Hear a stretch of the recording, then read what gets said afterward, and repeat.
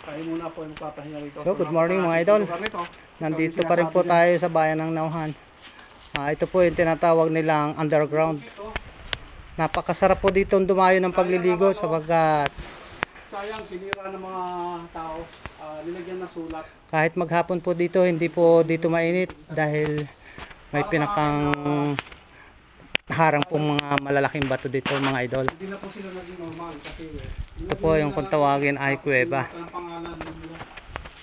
Sa dulo ng lugar. Ayan mga idol. Hindi ko siya sinadya po lagyan kasi inukit eh. Sayang. Dapat hindi nilagyan dito. Maganda yung normal na kalikasan lang nagawa talaga ng kalikasan. Hindi yung ginawa ng tao, magtabi ng pader oh. Ayan mga idol. Kasi Sama natin si Chineto. Ayan oh, bawal po to.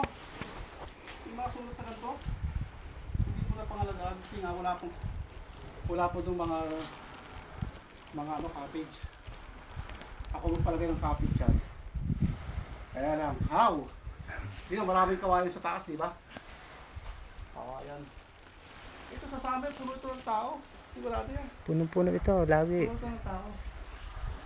So narating na po natin ang sinasabi nilang kuweba ba to. So hindi naman pala po ito kuweba. Underground. Underground.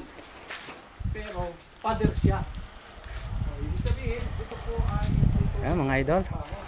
Napakaganda ng mga tanawin dito sa bayan ng Nauhan. Pero teka, parang sabihin to. Yan pong bundok na yan, ang likod po na yan ay bayan ng Pola. Kita po yung ito, taas na yan. So mga idol, hanggang dito na lang tayo. Bye bye.